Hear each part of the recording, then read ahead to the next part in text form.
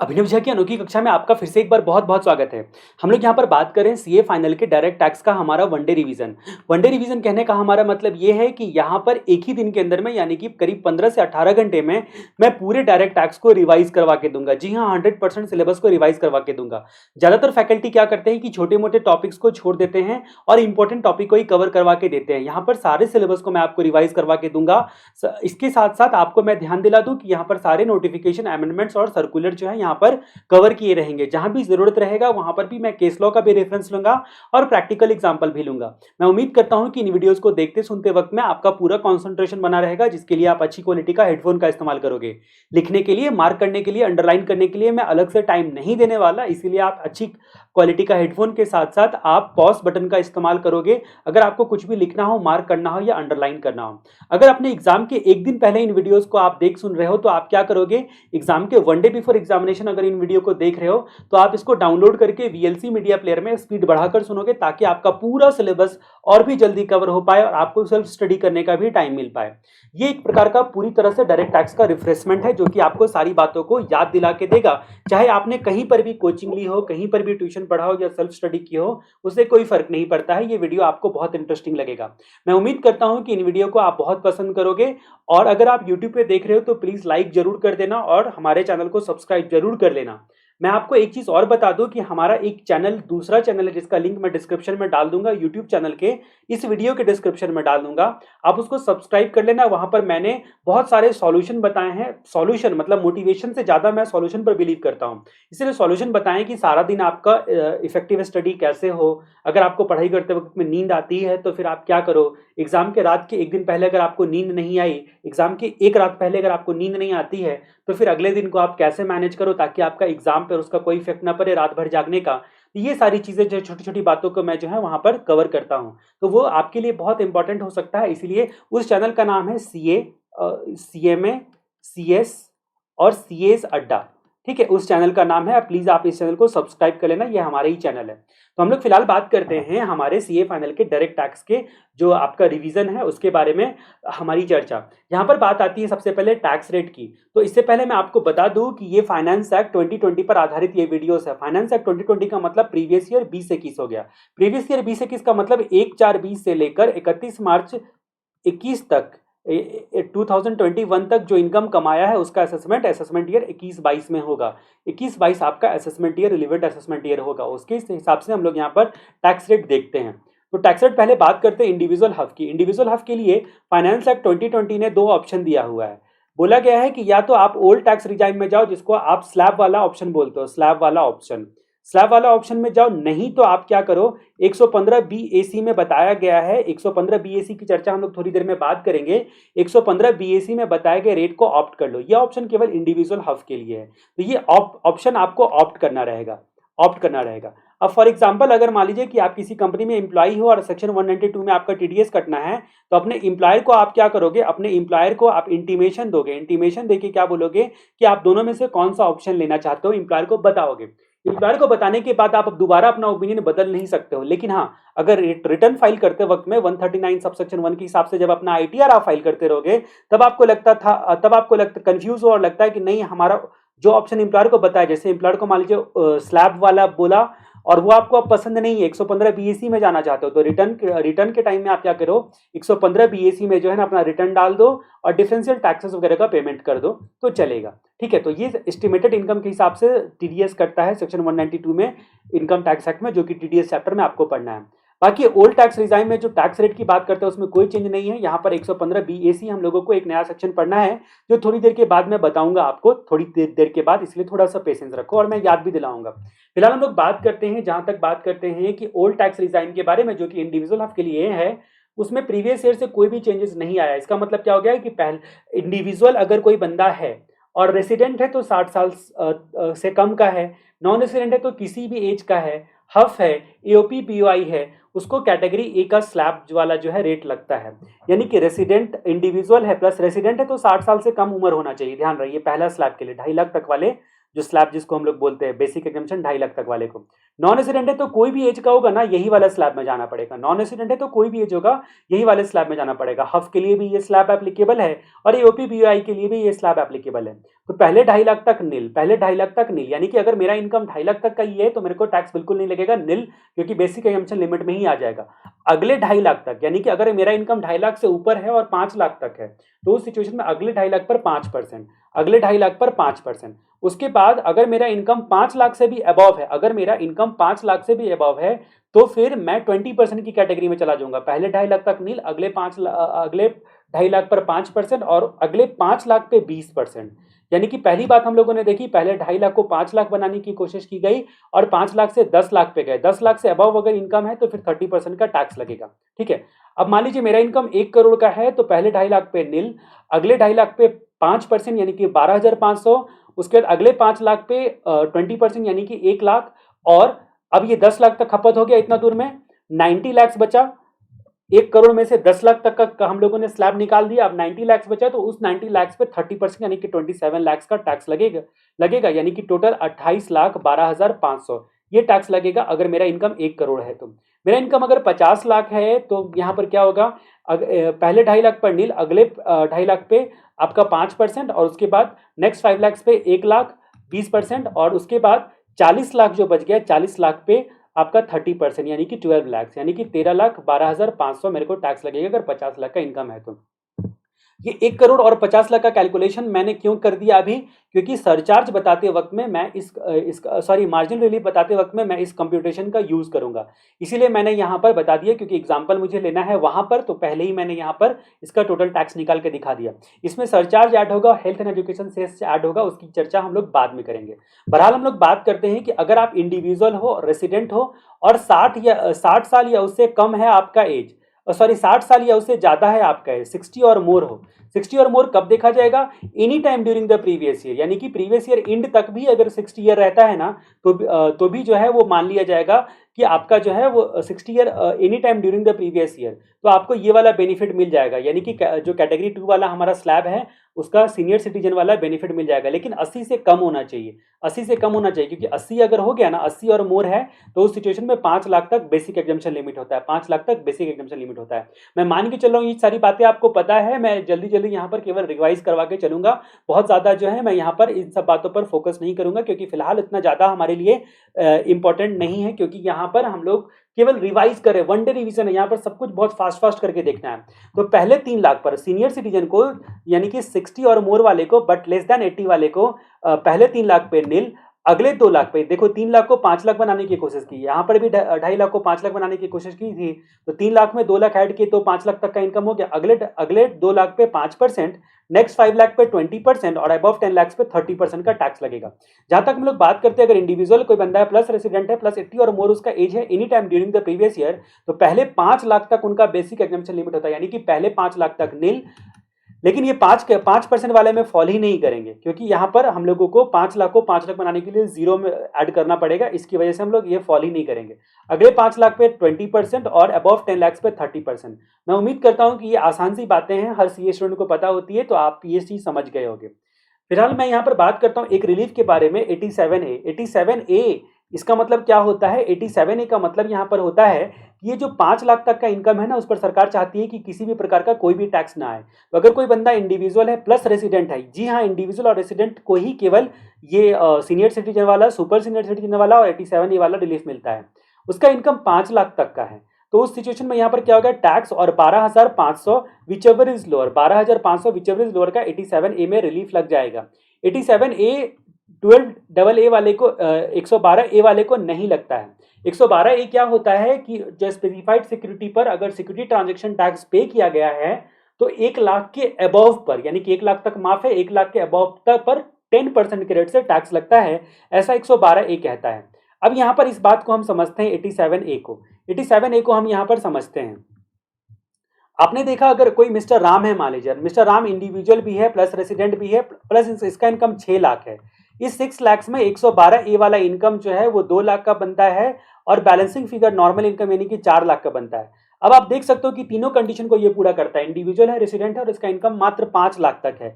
क्योंकि 112 ए पर हम आंख बंद कर लेते हैं, इस 2 लाख पे हम लोग आंख बंद कर लेते हैं, 4 लाख का ही अब इनका इनकम बचा है। भले यहाँ पर आपको दिख रहा है 6 लाख, लेकिन है एक्चुअल में 4 लाख ही, क्योंकि 112 ए वाला भी उसको हम लोग फिलहाल इग्नोर करेंगे।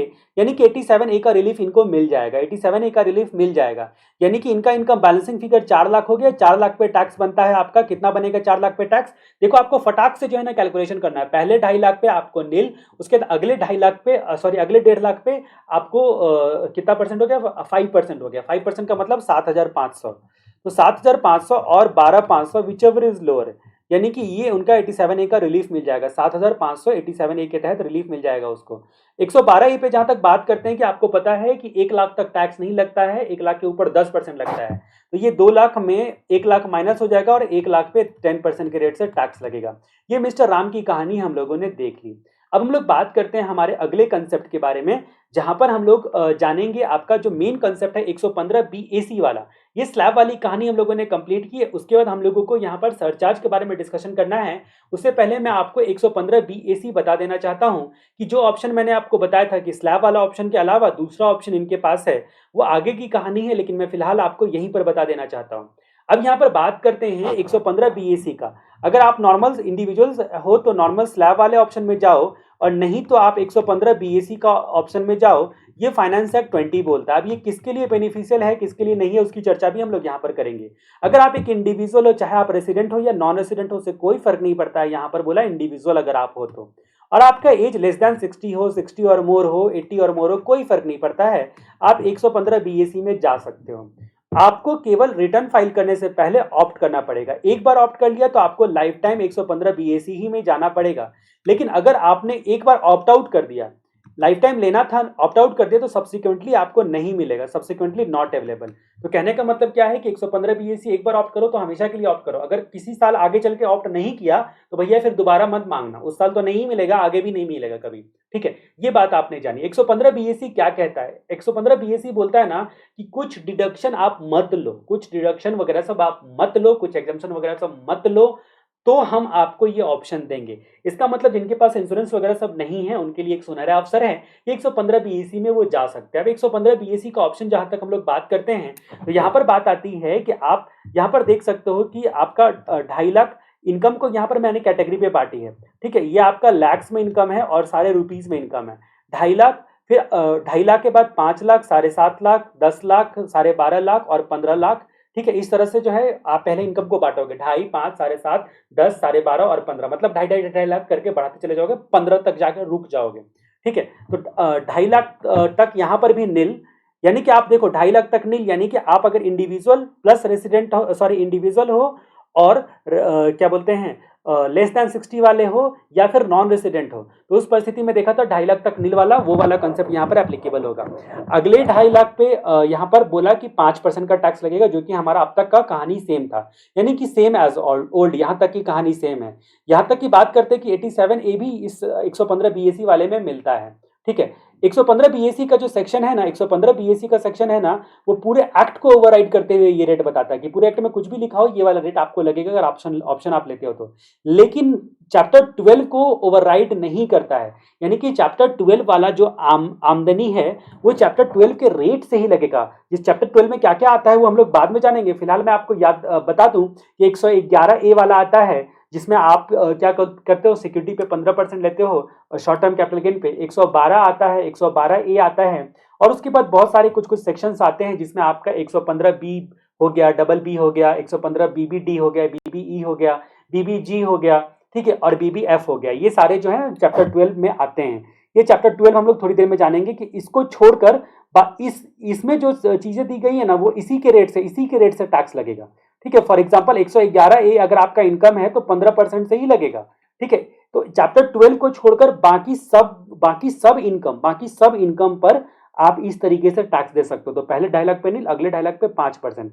तो आप देख सकते हो कि रेट भी इसी तरह बढ़ाया गया 5%, फिर यहाँ पर 5 लाख से अबव पे 10%, 7.5 लाख से अबव पे 15%, 10 लाख से अबव पे आपका 20%, और उसके बाद जो है यहाँ पर 12.5 लाख से अबव पे 25% और 15 लाख से अबव पे 30%। इस तरीके से रेट है, यानी कि आपका पहले 2.5 लाख पे नील, अगले 2.5 लाख पे जो है ना 5%, फिर अगले 2.5 लाख 2.5 लाख 2.5 लाख करके ऐसे करके जाएगा, लेकिन 30% पर जाकर यहाँ भी आके रुक जाएगा। ये ऑप्शन दिया निर्मला सीतारमन ने।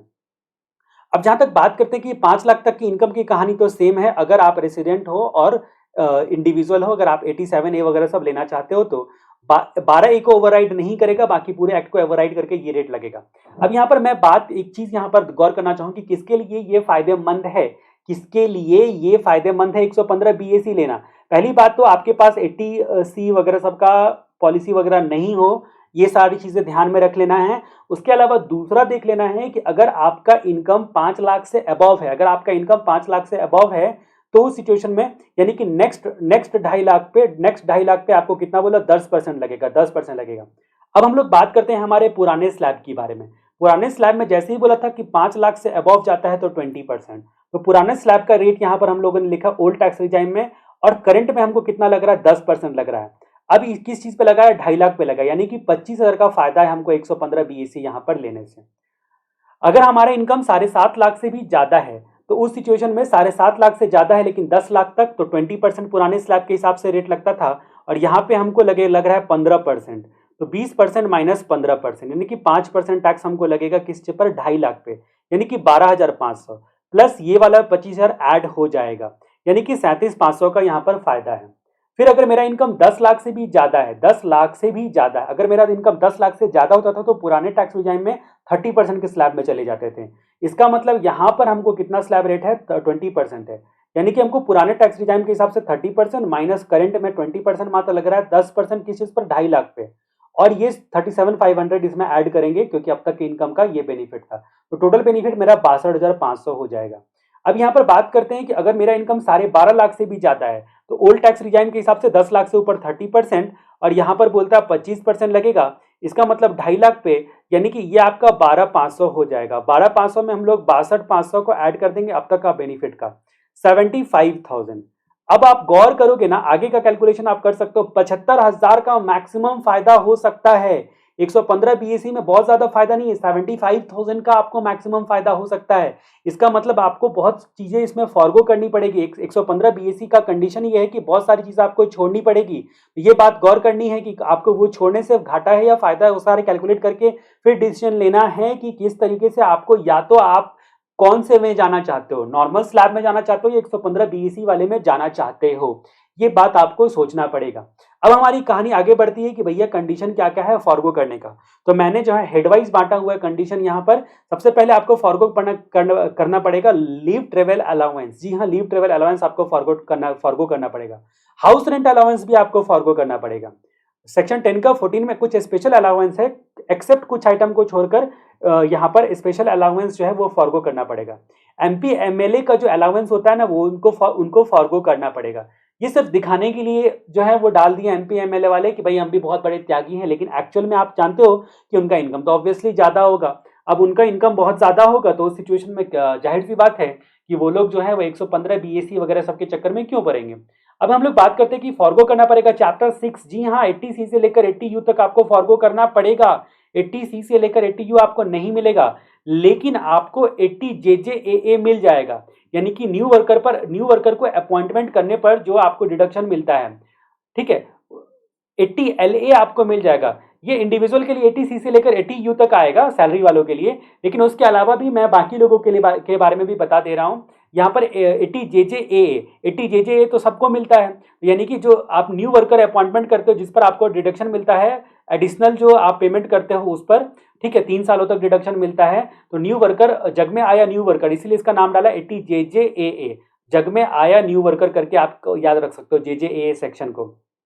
उसके बाद 80LA क्या होता है, जो इंटरनेशनल फाइनेंशियल सर्विस सेंटर में जो लिस्ट लोकेटेड जो है आपका स्पेशल इकोनॉमिक जोन वगैरह है, IFSC वाले का डिडक्शन ये आपको मिलेगा।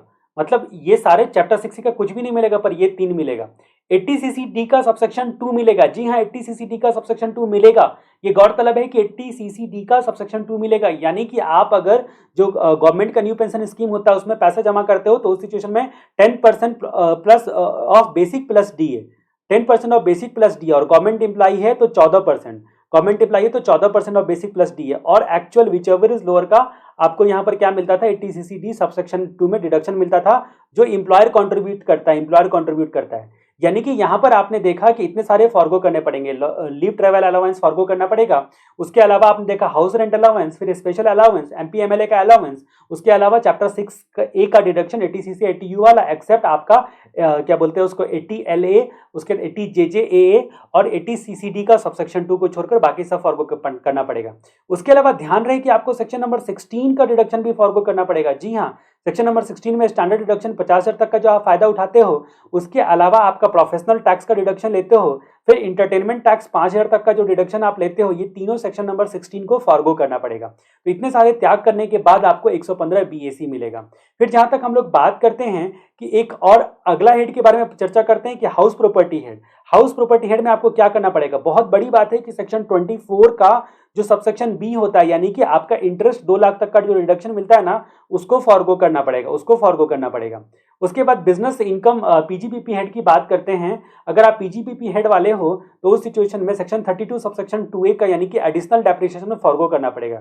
नॉर्मल डेप्रिसिएशन मिलेगा, एडिशनल डेप्रिसिएशन फॉरगो करना पड़ेगा। सेक्शन 35 सबसेक्शन 1 जो साइंटिफिक रिसर्च वाला होता है ना, वो भी आपको छोड़ना पड़ेगा। साइंटिफिक रिसर्च वाला या सोशल स्टैटिकल रिसर्च वाला वो छोड़ना पड़ेगा। या फिर आप क्या बोलते हैं उसको, सबसेक्शन 1 के अलावा 2AA सबसेक्शन है, ठीक है, और उसके अलावा 2AB सबसेक्शन है, इसमें इन हाउस रिसर्च आता है। और 2AA में जो आप जो है नेशनल इंस्टीट्यूट यूनिवर्सिटी या फिर IIT वगैरह सबको कंट्रीब्यूट करते हो तो वो आता है। यानी कि आप कुल मिला के अब जो फाइनेंस एक्ट 20 ने काम किया है कि जितना भी साइंटिफिक रिसर्च का डिडक्शन था ना, वो 100% डिडक्शन कर दिया था, कर दिया है। मतलब आप पहले वाला सिचुएशन हटा दिया कि किसी में 125 है, किसी में 150 है, सीधा 100% रिडक्शन मिलेगा साइंटिफिक रिसर्च के लिए, तो ये आपको फॉरगो करना पड़ेगा। फिर 32AD जो स्पेसिफाइड स्टेट, जो बिहार, तेलंगाना, वेस्ट बंगाल, ठीक है, तो उन सब में जो नोटिफाइड बैकवर्ड एरिया है उसमें जो आप इन्वेस्टमेंट करते थे तो आपको डिडक्शन मिलता था, वो भी फॉरगो करना पड़ेगा। 35AD स्पेशल इन्वेस्टमेंट के हिसाब से जो आपको डिडक्शन मिलता है वो फॉरगो करना पड़ेगा। उसके बाद जहां तक बात करते हैं और क्या क्या जो फॉरगो करना पड़ेगा, तो tea coffee rubber development account में जो आप पैसा डालते हो वो फॉरगो करना पड़ेगा 33AB के हिसाब से, ठीक है। उसके बाद 35 यहाँ पर CCC है, जो कि एग्रीकल्चर एक्सटेंशन प्रोजेक्ट के बारे में बताता है, उसको फॉरगो करना पड़ेगा। अदर सोर्स हेड में आपको सेक्शन 57 में क्लॉज नंबर 2A करके एक आता है, वो फॉरगो करना पड़ेगा। ये फैमिली पेंशन को बताता है। जी हाँ, फैमिली पेंशन का जो डिडक्शन होता है ना, उसको भी फॉरगो करवा दिया। देखो कितना सारा त्याग करवा रहा है, उसको भी फॉरगो करवा दिया। चैप्टर 6A के साथ साथ 10AA को भी फॉरगो करना पड़ेगा। 10AA का डिडक्शन जो स्पेशल इकोनॉमिक जोन वाले को मिलता है वो भी फॉरगो करना पड़ेगा, ठीक है। अब जहां तक बात करते हैं कि हाउस प्रॉपर्टी लॉस को इस इनकम के साथ सेट ऑफ नहीं कर सकते हो, ये भी कंडीशन में डाल दिया। फिर बोला कि जो बिजनेस प्रोफेशन का लॉस है आप सेट ऑफ कर सकते हो, ये नहीं कर सकते हो, ये कर सकते हो किसी भी हेड से एक्सेप्ट सैलरी, सैलरी को छोड़कर किसी भी हेड से बिजनेस इनकम के लॉस को सेट ऑफ कर सकते हो। इतनी मेहरबानी कर दी। मैट और AMT एप्लीकेबल नहीं होगा। चैप्टर 12 को ओवरराइड नहीं करता, यानी कि चैप्टर 12 में जो रेट बताया गया है ना, उसी रेट के हिसाब से टैक्स लगेगा। 115 BAC ऐसा कहता है। अब चैप्टर 12 का क्या क्या रेट बताया गया उसके बारे में हम लोग जरा चर्चा कर लेते हैं। चैप्टर 12 में रेट बताया गया है जो आपका स्पेसिफाइड सिक्योरिटीज जिस पर आपका STT पेड है, उस पर रेट बताया गया है 111A के तहत 15% का। तो 15% का टैक्स रेट इस पे लगेगा, भले ही आपके स्लैब में कुछ भी लिखा हो, भले ही आप कोई भी ऑप्शन में जाते हो। 112 में जो लॉन्ग टर्म कैपिटल गेन होता है, जिसमें 10% और 12% का टैक्स रेट बनता, सॉरी 10% और 20% का टैक्स रेट बनता है, वो यहाँ पर जो है वो लगेगा। लॉन्ग टर्म कैपिटल गेन अपने हिसाब से टैक्स होगा, 111A और 112 अपने हिसाब से टैक्स लगेगा। स्पेसिफाइड सिक्योरिटी पर अगर STT पेड है तो लॉन्ग टर्म कैपिटल गेन पर आपको जैसा कि पता है कि 1 लाख तक टैक्स नहीं लगता है, और अबव 1 लाख पर 10% टैक्स लगता है, वो लगता ही रहेगा। 115B लाइफ इंश्योरेंस पॉलिसी पर जो टैक्स लगता है आपका 30% के रेट से, ठीक है, वो आपको लगता ही रहेगा। फिर 115BB बोलता है कि जो विनिंग फ्रॉम लॉटरी वगैरह पर जो आपको टैक्स लगता है, ठीक है, वो आपको लगता ही रहेगा। 115BB आपको लगेगा ही लगेगा, ठीक है। उसके बाद जहां तक बात करते हैं कि आपका जो dividend from foreign company 115BBD है, 115BBD है, डिविडेंड फ्रॉम फॉरेन कंपनी, वो आपको लगेगा ही लगेगा। 115BBD भी आपको जो है वो लगते ही रहेगा। उसके बाद जहां तक बात करते हैं कार्बन क्रेडिट वाला, जो टैक्स है वो भी आपको लगेगा और रॉयल्टी का जो टैक्स है वो भी आपको लगेगा। ये 10% है कार्बन क्रेडिट वाला टैक्स, रॉयल्टी वाला भी टैक्स 10% है। ये 10% ग्रॉस अमाउंट पे लगता है, ये 10% जो है वो ग्रॉस अमाउंट पे लगता है। तो ये सारी बातें जो है यहाँ पर बताई गई है। उसके अलावा बीच में एक सेक्शन बनता है 115 बीबी, अनएक्सप्लेन्ड कैश क्रेडिट पे 60% के हिसाब से टैक्स लगेगा, सरचार्ज 25% और हेल्थ एंड एजुकेशन से। बाकी इन सब पे जो है ना सरचार्ज लगेगा 10% के रेट से, सरचार्ज लगेगा 10% के रेट से flat, plus health and education से 4% से लगेगा। ठीक है, 115 बीबीई यानी कि अनएक्सप्लेन्ड कैश क्रेडिट वगैरह सबका जो सेक्शन है आपका, उसमें 60%, 25% और 4%। इस तरीके से हम लोगों ने यहाँ पर देखी कि चैप्टर 12 का जो है ना, चैप्टर 12 का ओवरराइड नहीं करता है ये हमारा 115 बीएसी, बाकी सबको ओवरराइड करता है। तो ये ऑप्शन जो है, आपको जो दोनों में ऑप्शन पसंद आए वो ले लो। नॉर्मल स्लैब वाले में जाना चाहते हो तो स्लैब वाले में जाओ, अगर आपको स्लैब वाला पसंद नहीं है तो ये ऑप्शन ले लो। ऐसा यहाँ पर कहानी हम लोगों ने देखी। अब हम लोग बात करते हैं सरचार्ज के बारे में। सरचार्ज में हम लोगों को गौर करने वाली बात है कि डिविडेंड जो है ये आपका फाइनेंस एक्ट 20 में डाला गया डिविडेंड। अब सवाल ये उठता है कि आपको गौर करना है 111A, 112A या डिविडेंड इनकम आपके पास नहीं है या फिर है। तो पहला कैटेगरी आता है कि आपके पास नहीं है, दूसरा कैटेगरी आता है कि आपके पास ये सारे इनकम है। पहला कैटेगरी आता है कि जो आपका टोटल इनकम है, टोटल इनकम में ये तीनों इनकम अगर आते हैं या नहीं आते हैं, उस पर आपका सरचार्ज डिपेंड करता है। इंडिविजुअल हफ का सरचार्ज किस चीज पर डिपेंड करता है कि आपके पास ये 3 प्रकार के इनकम है कि नहीं है, 111A वाले, 112A वाले और डिविडेंड वाले। अगर नहीं है तब तो आपको जो ये आपका कैटेगरी ए वाला जो सरचार्ज का स्लैब है, वो सरचार्ज का स्लैब कैटेगरी ए वाला चला जाएगा। यानी कि अगर इनकम आपका 50 लाख तक है, 1 करोड़ तक है, अप टू यहाँ पर अप टू 1 करोड़ तक है, 2 करोड़ तक है, 5 करोड़ तक है, इससे कैटेगरी में हम लोगों ने बांटी है। 50 लाख तक आपको बिल्कुल सरचार्ज नहीं लगेगा, 50 लाख से एक्सीड कर गया तो 10% का सरचार्ज लगेगा, 1 करोड़ से एक्सीड कर गया तो 15% का सरचार्ज लगेगा, 2 करोड़ से एक्सीड कर गया तो 25% का, और 5 करोड़ से एक्सीड कर गया तो 37% का। मतलब आपके पास वो तीनों इनकम नहीं है, 111A वाले, 112A वाले और डिविडेंड वाले। ठीक है, 111A, 112A और डिविडेंड वाले इनकम नहीं है तो 50 लाख तक नील, 50 लाख के ऊपर आपका 10%, 1 करोड़ तक, 1 करोड़ से ऊपर 15%, 2 करोड़ तक और 2 करोड़ से ऊपर 25%, 5 करोड़ तक और 5% के ऊपर 5 करोड़ से ऊपर 37%। ठीक है, ये इंडिविजुअल एंड हफ को जो है ना वो सरचार्ज बताया गया। इंडिविजुअल हफ का सरचार्ज पेचीदा है लेकिन आपको याद रखना पड़ेगा। मैंने क्या बोला कि 50 लाख तक बिल्कुल सरचार्ज नहीं इंडिविजुअल हफ को, 50 लाख से ऊपर 1 करोड़ तक 10%, 1 करोड़ से ऊपर 2 करोड़ तक 15%, 2 करोड़ से ऊपर 5 करोड़ तक 25% और 5 करोड़ से ऊपर भी है तो 37% का सरचार्ज लगेगा। अब यहां पर कहानी आती है कि अगर आपका ये तीनों इनकम है, 111A, 112A और डिविडेंड वाला इनकम है, ये डिविडेंड फाइनेंस एक्ट 20 में डाला गया, पहले नहीं था। ठीक है, तो उस सिचुएशन में आपका जो कैटेगरी बी वाला स्लैब रेट है वो चला जाएगा। 50 लाख के ऊपर 10% और 1 करोड़ के ऊपर 15%, 1 करोड़ के ऊपर 15%। यानी कि आप टोटल इनकम को 2 कैटेगरी में बांटोगे। टोटल इनकम आपका जो भी है उसको 2 कैटेगरी में बांटोगे। पहला कैटेगरी में ये तीनों आ जाएगा और दूसरा कैटेगरी में अदर आ जाएंगे, बैलेंसिंग फिगर। अदर के लिए तो ये नॉर्मल कहानी जाएगी, 50, 1 करोड़, 2 करोड़, 5 करोड़, ऐसे 4 चीजें, उसके 10%, 15%, 25% और 37%। ठीक है, तो ए वाला जो है ना सरचार्ज का कैटेगरी चला जाएगा, लेकिन इन तीनों पर जो है ना बी वाला कैटेगरी चला जाएगा और बी वाला कैटेगरी बोलता है कि मैक्सिमम 15% लगेगा इन तीनों पर सरचार्ज मैक्सिमम 15% लगेगा। इसका मतलब 50 लाख से ऊपर है 1 करोड़ तक तो 10%, और 1 करोड़ से अबव चला गया, कितना भी गया, 1 करोड़ जाए, 2 करोड़ जाए, 5 करोड़ जाए, उससे कोई फर्क नहीं पड़ता है, हर हमेशा 15% लगेगा। ठीक है, तो ये चीज आपको गौर करनी है इसके बारे में, सरचार्ज इंडिविजुअल हफ के बारे में। अब हम लोग कहानी को आगे बढ़ाते हैं, हम लोग बात करते हैं टैक्स रेट फॉर कंपनीज के बारे में। फॉरेन कंपनी का टैक्स रेट है 40% का, और फॉरेन कंपनी का टैक्स रेट है 40% का। सरचार्ज इनको फॉरेन कंपनी को कैसे लगता है, 1 करोड़ और 10 करोड़, 2 कैटेगरी में हम लोग बांटते हैं। 1 करोड़ से ऊपर है तो 2% का सरचार्ज और 10 करोड़ से ऊपर है तो 5% का सरचार्ज, ये फॉरेन कंपनी को लगता है। उसके डोमेस्टिक कंपनी की जहां तक हम लोग बात करते हैं तो डोमेस्टिक कंपनी का बाय डिफॉल्ट रेट है 30%। लेकिन अगर प्रीवियस ईयर 18-19 में टर्नओवर 400 करोड़ तक था, 400 करोड़ से एक्सीड नहीं किया, 400 करोड़ तक था, या फिर 18-19 में एग्जिस्ट ही नहीं करता था, ठीक है, तो इन कंपनी को छोटी कंपनी बोला गया। 400 करोड़ तक वाली कंपनी को 18-19 प्रीवियस ईयर में अगर आपका टर्नओवर ना 4 करोड़ से नहीं बढ़ा था ना, या फिर आपका कंपनी एग्जिस्ट ही नहीं करता था, तो आपको 25% की मेहरबानी की गई है। बाय डिफॉल्ट तो 30% का रेट है, लेकिन यहाँ पर जो है 25% लगेगा। अगर प्रीवियस ईयर 18-19 का आपका 400 करोड़ एक्सीड नहीं करता है तो 25% का टैक्स लगेगा। अब यहाँ पर सरचार्ज कितना लगेगा? नॉर्मल सरचार्ज जो कंपनी को लगता है वो नॉर्मल सरचार्ज यहाँ पर लगेगा। नॉर्मल सरचार्ज आपको पता है कि 1 करोड़ से ऊपर और 10 करोड़ से 2 कैटेगरी में बांटते हैं डोमेस्टिक कंपनी को। ठीक है, 1 करोड़ से ऊपर इनका आता है कितना? 7% का। और उसके बाद 10 करोड़ से ऊपर इनका आता है 12% का, 10 करोड़ से ऊपर इनका आता है 12% का। फिर हम लोग बात करते हैं 100 स्पेसिफाइड केस, 3 केस यहाँ पर ना स्पेशल केस है, 3 केस स्पेशल केस है डोमेस्टिक कंपनी का, जो कि आर्टिकल थिंक प्रोडक्शन और मैन्युफैक्चर में इंगेज्ड है और सब्जेक्ट टू अदर कंडीशन। तो एक होता है 115 BA। 115 BA बोलता है 25% का टैक्स लगेगा, 25% का टैक्स लगेगा, 115 BA बोलता है। ठीक है, डोमेस्टिक कंपनी को कुछ केसेस में कुछ कंडीशंस को पूरा कर लेते हो तो। ठीक है, अब सरचार्ज कैसे लगेगा? तो ये डोमेस्टिक कंपनी का सरचार्ज ऐसे ही लगेगा जैसे नॉर्मल डोमेस्टिक कंपनी को सरचार्ज लगता है।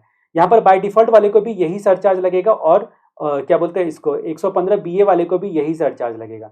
यानी कि 1 करोड़ के ऊपर 7% और 10 करोड़ के ऊपर 12% का।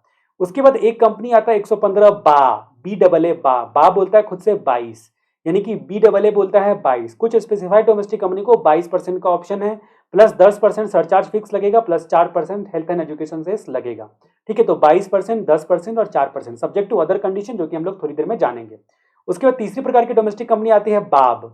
बाब को 15%, BAB, बाब को 15%, बा को 22%, बा से BAA 22, BAA इसको इंटरप्रेट करोगे आप 22, और यहाँ पर BAB बाब को बोलोगे 15% plus surcharge 10% plus health and education से आपका 4%, ये फिक्स रहेगा। तो आपने यहाँ पर गौर की कि डोमेस्टिक कंपनी 4 कैटेगरी में हम लोगों ने बांटी। पहली कैटेगरी में हम लोगों ने देखा 18-19 तक अगर आपका टर्नओवर 400 करोड़ एक्सीड नहीं किया तो 25% स्लैब जो है ना, सॉरी सरचार्ज जो है ना नॉर्मल वाला जाएगा।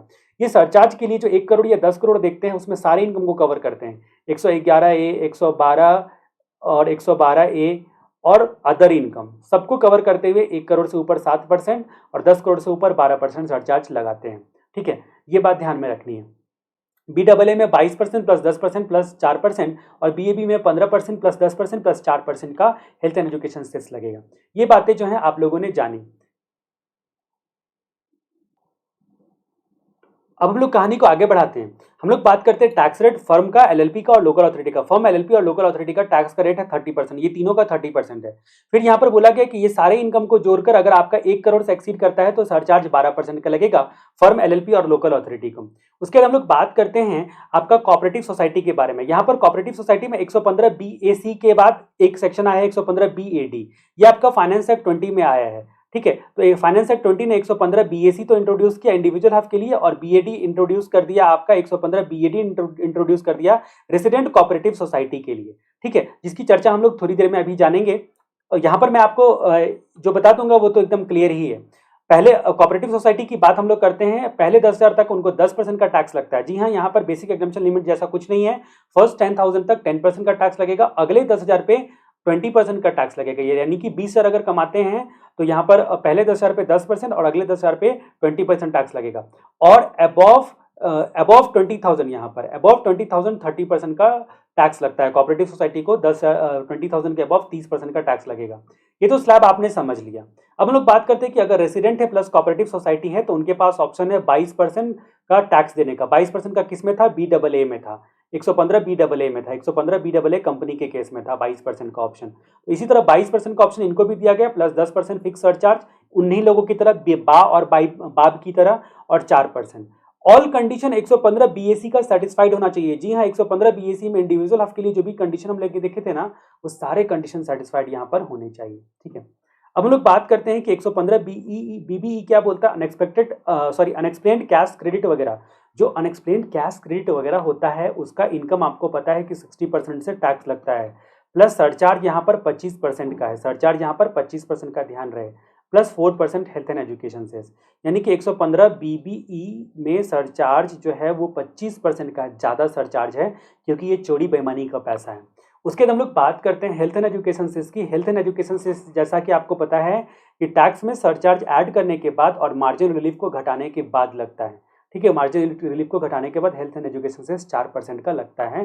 ठीक है, टैक्स टैक्स पर है, तो हेल्थ एंड एजुकेशन को आप बोल सकते हो कि टैक्स के ऊपर टैक्स, इस लेकिन सरचार्ज को इंक्लूड करते हुए, मार्जिन रिलीफ को माइनस करते हुए। जहाँ पर सरचार्ज लगता है वहाँ पर मार्जिन रिलीफ की भी बात आती है। अब मार्जिन रिलीफ की जब बात आती है तो उसका कंपटीशन कैसे किया जाता है, 2 स्टेप में किया जाता है। स्टेप ए और B whichever is lower, वो आपका मार्जिन रिलीफ हो जाता है। स्टेप ए किसको बोलेंगे, स्टेप ए बोलेंगे टैक्स प्लस सरचार्ज, मतलब जो भी आपका इनकम है ना, टोटल इनकम कितना भी है उसका नॉर्मल तरीके से टैक्स निकालो प्लस सरचार्ज निकालो, ओवरऑल इनकम पे टैक्स और प्लस सरचार्ज। अब यहाँ पर बात करते हैं कि कैटेगरी बी, ये इंपॉर्टेंट है, इसमें बोला कि यहाँ पर tax and surcharge on limit, ये लिमिट नाम मैंने दिया है plus excess, limit plus excess. अब इसको क्या, लिमिट किसको बोला और एक्सेस किसको बोला, मैं यहाँ पर बताता हूँ। ये स्टेप नंबर बी कैसे कैलकुलेट करेंगे। आपको पता है ना इंडिविजुअल हफ के केस में सरचार्ज कैसे लगता है, मैंने आपको याद करवाया था कि 50 लाख तक नील, अगले अगले 50 लाख, 1 करोड़, 2 करोड़ और 5 करोड़ ऐसे लिख लो, फिर 10%, 15%, 25% और 37%। इसको मैंने बोला टैक्स ऑन लिमिट। ये अगर आपका इनकम 50 लाख से ऊपर है लेकिन 1 करोड़ से कम है तो आपका लिमिट क्या हो गया, यहाँ पर टैक्स ऑन लिमिट यानी कि 50 लाख लिमिट हो गया। 50 लाख से एक्सेस क्या होगा, उसको मैंने एक्सेस बोला, यानी कि अगर आपका इनकम अगर मान लीजिए 50 लाख 20,000 है तो आपका लिमिट क्या हो गया, 50 लाख हो गया और एक्सेस कितना हो गया, 20,000 हो गया। तो tax and surcharge on limit plus excess यानी कि 20,000। ये एग्जांपल से अभी हम लोग समझेंगे इसको। दोनों में जो लोअर होगा वो मार्जिनल रिलीफ होगा, ठीक है। ये फॉर्मूला का जो लैंग्वेज है वो मेरा बनाया हुआ है। अब यहाँ पर हम लोग बात करते हैं कि अगर कोई बंदा इंडिविजुअल है, रेसिडेंट है, प्लस एज उसका 60 से कम है, मान लीजिए मिस्टर राम है, इंडिविजुअल है, रेसिडेंट है, उसका एज 60 से कम है। अब इसी कैटेगरी ए और बी विचेवर इज लोअर से मैं आपको मार्जिन रिलीफ कैलकुलेट करके बताता हूँ। कंपनी का भी ऐसे ही कैलकुलेट होगा, बाकी सबका ऐसे ही कैलकुलेट होगा। फिलहाल आपको कैटेगरी ए कैलकुलेट करनी है, तो कैटेगरी ए 50 लाख 20,000। तो जब हम लोग टैक्स कैलकुलेट करते हैं तो आपको पता ही है कि टैक्स कैलकुलेट करते हैं तो आपको पता ही कि 2.5 लाख तक तो नील लगेगा, अगले 2.5 लाख पे आपको पता है कि 12,500 बनता है 5% के हिसाब से, इसलिए ये सब फिगर तो आपको ऐसे ही याद होना चाहिए। फिर नेक्स्ट 5 लाख पे आपको पता है कि कितना बनता है, अगले 5 लाख पे कितना बनता है, तो वो आपका क्या बोलते हैं 1 लाख का बनता है। उसके बाद 30 लाख से अबव पे, तो यानी कि टोटल यहाँ पर जो है ना 50 लाख 20,000 पे बनेगा 14,50,350 का टैक्स बनेगा, ठीक है। और टैक्स में इंक्लूड है सरचार्ज, सरचार्ज इसलिए इंक्लूड है ना क्योंकि 50 लाख से जैसे एक्सीड करता है ना 10% का सरचार्ज लगता है, यानी कि यहाँ पर 10% सरचार्ज भी लगा हुआ है 14,50,350 कैलकुलेट करने में। ये कैटेगरी ये तो आसान है, आपने कैलकुलेट कर ली। अब हम लोग बात करते हैं कैटेगरी बी की, tax on 50 lakhs, tax on 50 lakhs. अब स्लैब कैलकुलेट करते वक्त में मैंने आपको बताया था कि अगर मेरा इनकम 50 लाख का है तो कैसे टैक्स बनेगा। तब मैंने आपको बताया था कि पहले 2.5 लाख पे नील, अगले 2.5 लाख पे 12,500, अगले 5 लाख पे 1 लाख और 40 लाख पे यहाँ पर 12 लाख, यानी कि 12 एक 13,12,500 टैक्स बनता है। तो टैक्स ऑन 50 लैक्स, क्योंकि 50 लाख से एक्सीड नहीं किया है तो 50 लाख तक वाले को तो नील आपका जो है वो सरचार्ज बनता है, इसलिए यहाँ पर सरचार्ज नहीं ऐड किया। प्लस 50 लाख 20,000, इस 20,000 का नाम जो है ना 50 लिमिट से ऊपर का नाम मैंने एक्सेस रखा था, ठीक है। तो इस एक्सेस को यहाँ पर ऐड कर देंगे, एज इट इज इस 20,000 को हमने ऐड कर दिया। अब ये दोनों में जो लोअर है वो मार्जिन रिलीफ हो जाएगा, दोनों में जो लोअर है वो आपका मार्जिन रिलीफ हो जाएगा। अब हम लोग बात करते हैं कि अगर आपका इनकम 1 करोड़ 20 लाख का है, 1 करोड़ 20 लाख का है तो आप क्या करोगे, टैक्स और प्लस सरचार्ज निकालोगे, क्योंकि 1 करोड़ से एक्सीड करा तो इसका मतलब आपका सरचार्ज कितना चला गया, 1 करोड़ से एक्सीड करने पर सरचार्ज आपका कितना चला जाता है, तो 15% का सरचार्ज चला जाता है। ये कैलकुलेट करोगे, ये कैटेगरी ए हो गया। कैटेगरी बी की जब हम लोग बात करते हैं, टैक्स ऑन लिमिट, यहाँ पर हमारा लिमिट 1 करोड़ है और एक्सेस ये 2 लाख है, एक्सेस ये 2 लाख है, तो ये एक्सेस 2 लाख को मैंने एज इट इज ऐड कर दिया है। 1 करोड़ पर टैक्स बनता है 28,12,500। अब 1 करोड़ यानी कि 50 लाख से ऊपर, 50 लाख से ऊपर और अप टू 1 करोड़, यानी कि ये 10% सरचार्ज इसमें इंक्लूड है। देखिए 50 लाख से ऊपर 1 करोड़ तो 10% सरचार्ज इंक्लूड करते हुए टैक्स निकाला 28,12,500। ए और बी विचएवर इज लोअर, दोनों में से भी जो भी लोअर होगा उसको मार्जिनल रिलीफ बोलेंगे, उसको मार्जिनल रिलीफ बोलेंगे, ठीक है। उम्मीद करता हूं कि आपको समझ में आ गया होगा। आप थोड़ा सा जो है वो बैक करके एक बार देख लो या फिर एक बार खुद से रीड कर लोगे तो आपको समझ में आ जाएगा। अब हम लोग बात करते हैं सेक्शन नंबर 87 ए, हम लोगों ने देख लिया है पहले से ही, ठीक है। उसके बाद सीबीडीटी सर्कुलर की बात हम लोग करते हैं। सीबीडीटी सर्कुलर क्या बोलता है ना कि अगर असेसमेंट ईयर के 1 अप्रैल को, मान लीजिए ये आपका प्रीवियस ईयर है, ये आपका प्रीवियस ईयर है, अब प्रीवियस ईयर एंड हो चुका है, तो बोला गया था पहले any time during the previous year अगर 60 और मोर एज फॉल करता है या 80 और मोर, तो फिर आपको बेसिक एग्जम्पशन लिमिट मिलेगा आपको 3 लाख वाला और 5 लाख वाला, 3 लाख वाला और 5 लाख वाला। अगर 80 और अबव है, 80 और अबव है, 80 और मोर है तो 5 लाख बेसिक एग्जाम्पशन लिमिट, और 3 लाख अगर 60 और अबव है तो, 60 और अबव है तो। अब यहाँ पर सीबीडीटी सर्कुलर ने बोला कि अगर मान लीजिए कि किसी का प्रीवियस ईयर इंड हो गया, 31/3 ऑफ प्रीवियस ईयर इंड हो गया, लेकिन गलती से बेचारे का 1/4 ऑफ असेसमेंट ईयर को बर्थडे बना, 1/4 ऑफ असेसमेंट ईयर को बर्थडे बना, मतलब 1 अप्रैल को बर्थडे है। अब वो अब वो 60 और मोर ड्यूरिंग द प्रीवियस ईयर नहीं हुआ, क्योंकि 31 मार्च तक का ही टाइम था, लेकिन 1 अप्रैल को हुआ। तो सीबीडीटी सर्कुलर ने बोला क्योंकि वो 60 साल कंप्लीट कर चुके हैं, सुप्रीम कोर्ट के एक डिसीजन का रेफरेंस लेते हुए, तो उस सिचुएशन में कोई सेमसा करके सुप्रीम कोर्ट का डिसीजन था, ठीक है। तो 60 और अबव वाला इनको बेनिफिट मिल जाएगा बेसिक एग्जाम्पशन लिमिट का। अगर 80 साल या उससे ज़्यादा अगर 1 अप्रैल को हो जाता है असेसमेंट ईयर को, तो 5 लाख तक वाला बेनिफिट मिल जाएगा। सीबीडीटी सर्कुलर ने ऐसा बोला। अब हम लोग एक कंसेप्ट देखते हैं, application and diversion of income. Diversion of income में आपका क्या होता है कि जो आपका जिसको पैसा मिलता है ना, उसके हैंड में टैक्स लगता है। जैसे कि एक पार्टनरशिप फर्म था, उसमें अगर मान लीजिए कि एक मिस्टर राम था, उसके 4 बच्चे थे, मिस्टर राम था, उसके 4 बच्चे थे। मिस्टर राम ने अपने विल में लिख दिया था कि जो मेरा ये इंडिविजुअल प्रैक्टिस है वो पार्टनरशिप में कन्वर्ट कर दिया जाएगा, और हर महीने 25,000 रुपया आप लोग अपनी माँ को दोगे, या हर हर हर महीने प्रॉफिट का 25% अपनी माँ को दोगे। इसका मतलब क्या हो गया कि बिफोर अर्न ये डिसाइडेड था, लीगल ऑब्लिगेशन था कि माँ को देना ही पड़ेगा। यानी कि जो इनकम है उस इनकम पर ओवरराइडिंग टाइटल था, इनकम पर ओवरराइडिंग टाइटल था, बिफोर अर्न लीगल ऑब्लिगेशन, ठीक है। उसके बाद जो है ना अदर पर्सन का overriding the title, other person यानी कि जो माँ हुई उसका ओवरराइडिंग द टाइटल था। उसके बाद जो है ना तो इसकी सिचुएशन में tax in hand of recipient, यानी कि रिसिपिएंट के हैंड में ही टैक्स लगेगा। जैसे कि अगर मान लीजिए कि लॉटरी का पहले से कंडीशन था कि आपको लॉटरी का जो ये कंपनी है उसको अपने जो भी अमाउंट आप जीतोगे उसका 20% देना पड़ेगा। इसका मतलब वो 20% बिफोर अर्न था, लीगल ऑब्लिगेशन था, ओवरराइडिंग द टाइटल था, और तो उस कंपनी के हैंड में टैक्सेबल होगा जिसको आपने 20% दिया, बाकी 80% ही आपके हैंड में टैक्सेबल होगा। उस 80% पे भी टैक्स देते हुए टीडीएस काटने के बाद ही आपको पैसा मिलेगा, ठीक है। तो ये बात हम लोगों ने देखी। एप्लीकेशन ऑफ इनकम में क्या होता है कि कोई लीगल ऑब्लिगेशन नहीं होता है बिफोर अर्न, उसके बाद आप स्पेंड करो या डोनेट करो वो आप आफ्टर अर्न के बाद करोगे। जैसे कि मान लीजिए कि मैं एज ए लॉयर केस लड़ने के लिए जा रहा हूं, तो मैंने क्या किया कि पहले ही कंडीशन रखा कि जो भी मेरे को फीस मिलेगी ना वो गरीब बच्चों में दे देनी है। तो मैंने कंडीशन रखा किसी संस्था को जाके दे देना है, किसी चैरिटेबल इंस्टीट्यूट को जाके दे देना है। मैंने अपने क्लाइंट को अगर बोल दिया। अब यहाँ पर कहानी में एक ट्विस्ट है बहुत बड़ा। कहानी में ट्विस्ट सबसे बड़ा ये क्या है कि मैंने भले ही ये बिफोर अर्न किया, लेकिन कोई लीगल ऑब्लिगेशन तो नहीं है, मैंने अपनी स्वेच्छा से किया है, तो स्पेंड या फिर डोनेट करने की बात करी है, ठीक है। तो taxable in the hand of SSC, यानी कि वो जो मेरा लीगल फीस होगा वो मेरे हैंड में ही टैक्सेबल होगा। अब हम लोग कहानी को आगे बढ़ाते हैं, हम लोग बात करते हैं capital receipt versus revenue receipt के बारे में। कैपिटल रिसीट की जब हम लोग बात करते हैं तो कैपिटल रिसीट जो होता है जनरली इनकम टैक्स एक्ट में टैक्सेबल नहीं होता है, लेकिन अगर कैपिटल गेन का प्रोविजन में दिया गया है या फिर आपका जो है सेक्शन 56 सब सेक्शन 2 का क्लॉज नंबर 11, ये अदर सोर्स चैप्टर में पढ़ना है, मैं इसके बारे में आपको बाद में बताऊंगा, या अदरवाइज एक्ट रूल रेगुलेशन में बताया गया तो कैपिटल रिसीट टैक्सेबल होगा, otherwise generally not taxable, income tax में टैक्सेबल नहीं होता है। Swaraj cement limited supreme court का जजमेंट आपको याद होगा।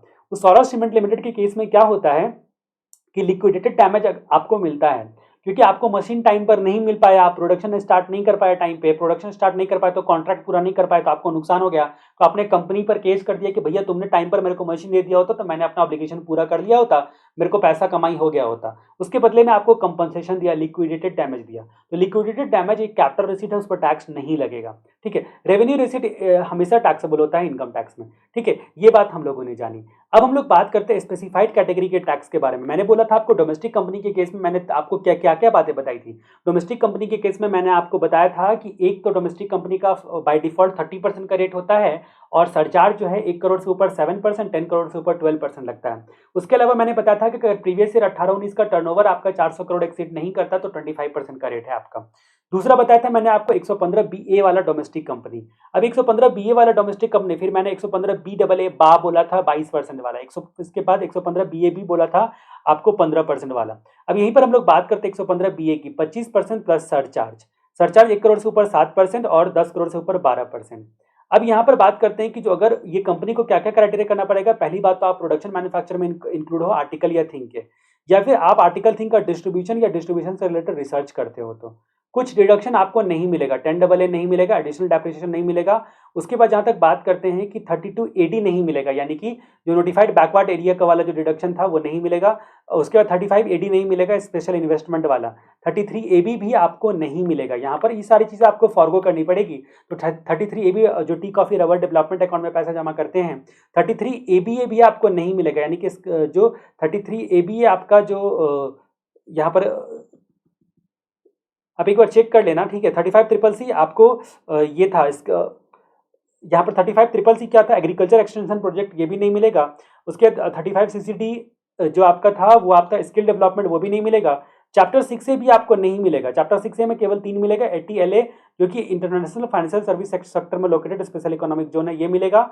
जग में आया न्यू वर्कर 80JJA मिलेगा, और 80M इंटर कॉर्पोरेट डिविडेंड जो है 80M में आया है, नया सेक्शन है ये आपका, TDS चैप्टर में आपको पढ़ना, ये तीनों मिल जाएगा यहाँ पर, ये तीनों यहाँ पर मिल जाएगा। बाकी आपका क्या बोलते हैं कहीं नहीं, कुछ भी नहीं मिलेगा, ठीक है। अब यहाँ पर कैरी फॉरवर्ड जो है ना, आपका जो लॉस कैरी फॉरवर्ड था ना, वो लैप्स हो जाएगा। अगर लॉस का रीजन, लॉस कैरी फॉरवर्ड कब लैप्स होगा ना, जो वो लॉस लैप्स होगा जिसका रीजन ये सब था, ये सब रिडक्शन की वजह से आपको लॉस हो रहा है, तो वो loss attributable to these deductions, तो उस सिचुएशन में वो लैप्स हो जाएगा, वो लैप्स हो जाएगा। उसके बाद मान लीजिए कि यहाँ पर एक बात आती है कि अगर असेसिंग ऑफिसर को लगा कि आप अदर पर्सन से कोई कॉन्ट्रैक्ट करके उसका इनकम जानबूझ के 25% वाले में ले जाना चाहते हो, या कुछ भी आप पे शक हुआ, तो वो आपको 92BA सेक्शन अगर आपको याद होगा, तो आपका इनकम असेसिंग ऑफिसर रिकम्प्यूट कर सकता है वो आपका आर्म्स लेंथ प्राइस के हिसाब से, जो स्पेसिफाइड डोमेस्टिक ट्रांजेक्शन होते हैं उस पर, यानी कि ट्रांसफर प्राइसिंग चैप्टर में आपने ये पढ़ा होगा। तो एओ एएलपी से रिकम्प्यूट कर सकता है, आर्म्स लेंथ प्राइस के हिसाब से रिकम्प्यूट कर सकता है। मैट या उसका मैट लगेगा, उसका क्रेडिट मिलेगा, क्योंकि आप डोमेस्टिक कंपनी हो। यहाँ पर 115BA में मिलेगा, BAA और BAB में हम लोग देखेंगे ये नहीं मिलता है, ठीक है। तो ये 115BA वाली कहानी मैंने आपको बता दी। अब हम लोग बात करते हैं कि 115BA, यहाँ पर हम लोग बात करते हैं कौन से सेक्शन की, तो हम लोग यहाँ पर बात करते हैं हमारे अगले सेक्शन की, 115BAA की बात करते हैं। 115BAA यानी कि 22% वाला। यहाँ पर मैंने आपको क्या बोला था कि 22% से टैक्स प्लस सरचार्ज 10% फ्लैट और plus 4% health and education cess वाला कंडीशन होना चाहिए। इसका इनकॉर्पोरेशन कभी भी होगा उससे कोई मतलब नहीं है। ऐसा इसलिए बोला गया कि आपका जो BAB यानी कि 15% वाला बाब आप देखोगे ना, 115 BAB आप देखोगे ना, उसमें आप साफ साफ देखोगे इनकॉर्पोरेशन का डेट बताया गया है, 1 अक्टूबर 19 से लेकर 31 मार्च 2023 के बीच में इनकॉर्पोरेशन होना चाहिए, तभी BAB मिलता है, ठीक है। लेकिन यहाँ पर कभी भी इनकॉर्पोरेट हुआ उससे कोई फर्क नहीं पड़ता है। फिर बोला कि ये एक ऑप्शनल है डोमेस्टिक कंपनी के लिए, एक बार ऑप्ट करते हो तो लाइफ टाइम लेना पड़ेगा, एक बार ऑप्ट आउट हो जाते हो तो फिर कभी नहीं मिलेगा। यहाँ पर ना मैट का कंसेप्ट है, ना क्रेडिट मिलता है, ना मैट का कंसेप्ट है, ना क्रेडिट मिलता है मैट का, ठीक है। उसके बाद एक सर्कुलर 29/2019 बोलता है कि अगर आप 115BA यानी कि अभी अभी हम लोगों ने जो देखा 115BA सेक्शन मैंने आपको बताया था डोमेस्टिक कंपनी के लिए जो 25% वाला ऑप्शन है, आर्टिकल थिंग मैन्युफैक्चर वगैरह में इंगेज्ड है, तो अभी अभी जो ऑप्शन देखा था मैंने बताया था आपको, प्लस सरचार्ज यहाँ पर नॉर्मल सरचार्ज है, 10% वाला सरचार्ज नहीं है। तो वो बोलता है कि अगर 115BA से BAA में शिफ्ट करते हो, कोई अगर 115BA से BAA में शिफ्ट किया है ना, तो 115BA वाले को तो मैट मिलता था, तो उसका जो मैट का क्रेडिट होगा ना वो लैप्स हो जाएगा, ठीक है। उसके बाद बात करते हैं कि आपको ये 22% के लिए क्या क्या त्याग करना पड़ेगा, क्या क्या फॉरगो करना पड़ेगा। तो आपको 10AA का डिडक्शन स्पेशल इकोनॉमिक जोन वाला नहीं मिलेगा, चैप्टर 6A आपको नहीं मिलेगा, एक्सेप्ट JJA जग में आया न्यू वर्कर, 80LA IFSC में जो आपका सेज लोकेटेड है, और इंटर कॉर्पोरेट डिविडेंड 80M, इनको छोड़कर बाकी जो है वो आपको डिडक्शन मिलेगा। 32AD बैकवर्ड एरिया में investment, 35AD other investment specified investment. उसके बाद ये सारी चीज़ें जो है वो आपको क्या बोलते हैं, जैसा कि अभी हम लोगों ने ये सब सेक्शन पे चर्चा की थी, तो ये आपको क्या बोला कि ये सारे आपको फॉरगो करने पड़ेंगे, ये सारे आपको फॉरगो करने पड़ेंगे।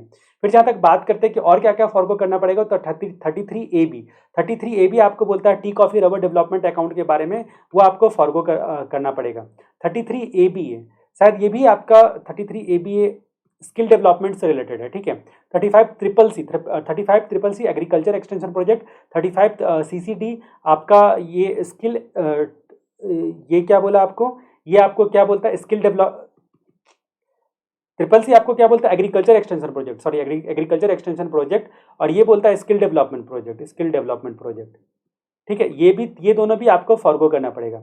फिर 35 1 2 डबल ए और 2 ए बी का जो साइंटिफिक रिसर्च वाला डिडक्शन है, ठीक है, साइंटिफिक रिसर्च वाला डिडक्शन है, वो सब भी आपको फॉरगो करना पड़ेगा। साइंटिफिक रिसर्च या सोशल स्टैटिकल रिसर्च, ठीक है, जिसमें 2 डबल ए आपको क्या बोलता है कि आप देते हो नेशनल लेबोरेटरी को या फिर यूनिवर्सिटी को या फिर आप आईआईटी को देते हो पैसा, ठीक है, तो वो भी आपका नहीं मिलेगा, फॉरगो करना पड़ेगा।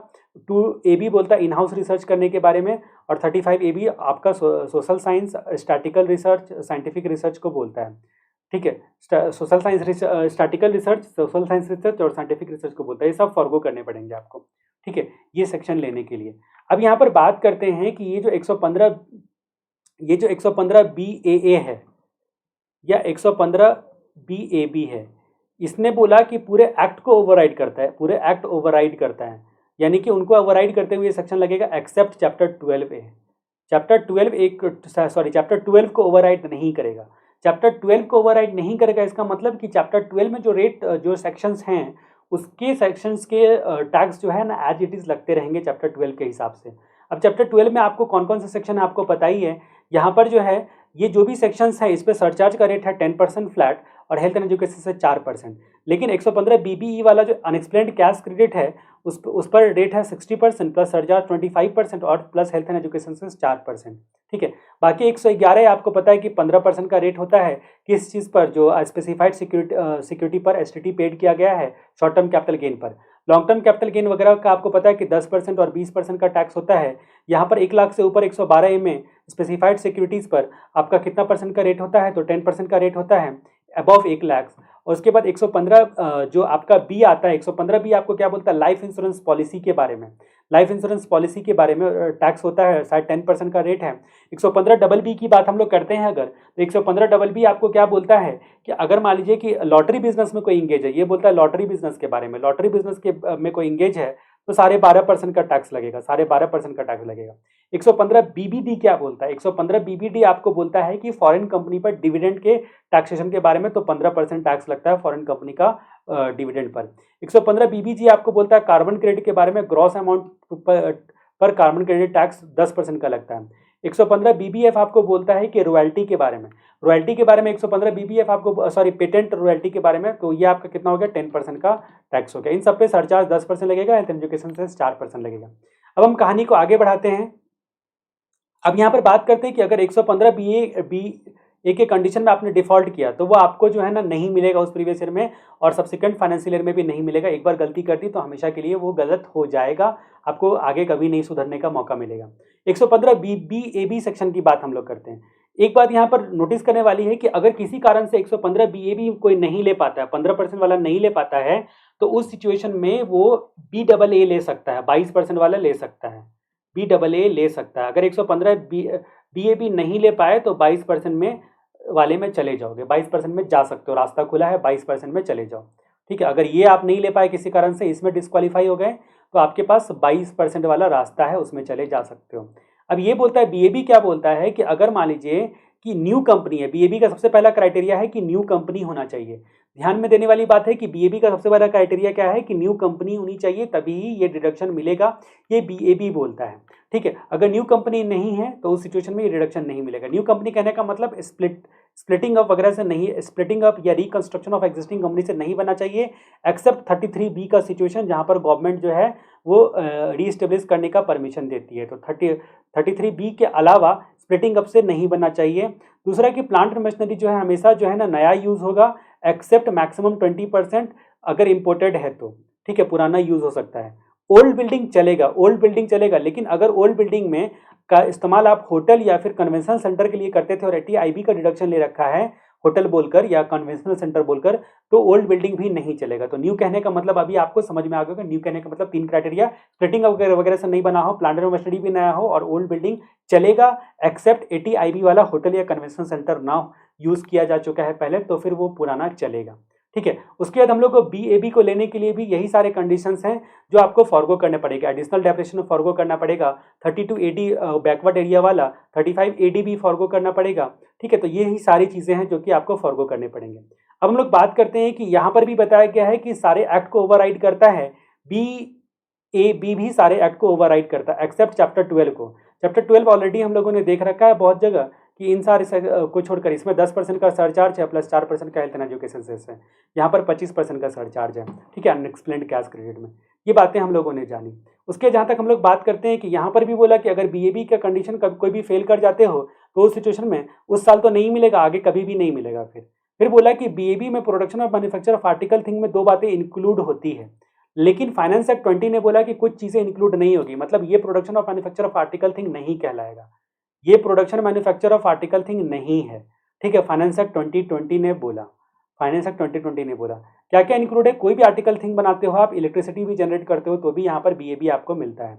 लेकिन यहाँ पर कंप्यूटर सॉफ्टवेयर डेवलपमेंट करना, माइनिंग करना, मार्बल या उसके सिमिलर आइटम को स्लैब में कन्वर्ट करना, जो मार्बल का स्लैब होता है ना, मार्बल से स्लैब बनता है जिसको आप घर में बिछाते हो, या फिर गैस को बॉटलिंग करना सिलेंडर में, गैस को भरना सिलेंडर में, या फिर बुक प्रिंट करना, या फिर सिनेमाग्राफिक फिल्म का प्रोडक्शन करना, ये सारी चीज़ें फाइनेंस एक्ट 20 ने साफ साफ प्रोहिबिट की है कि भैया ये सारी चीज़ें जो है ना, जो ये कंप्यूटर सॉफ्टवेयर का डेवलपमेंट, माइनिंग करना, मार्बल या सिमिलर आइटम को स्लैब में कन्वर्ट करना, या फिर गैस का बोटलिंग करना सिलेंडर में, या फिर बुक का किताब का प्रिंट करना, या फिर सिनेमाग्राफिक फिल्म का प्रोडक्शन करना, ये सब production manufacture of article thing नहीं कहलाएगा, ये सब production manufacture of article thing नहीं कहलाएगा। लेकिन ये बाकी चीज़ें इलेक्ट्रिसिटी जनरेट करना और एनी आर्टिकल बीएबी के लिए एलिजिबल होगा, बीएबी के लिए एलिजिबल होगा, ठीक है। तो इसी के साथ चैप्टर नंबर 1 हम लोगों ने कंप्लीट किया। अब हम लोग हमारे अगले चैप्टर की तरफ आगे बढ़ेंगे थोड़ी देर में।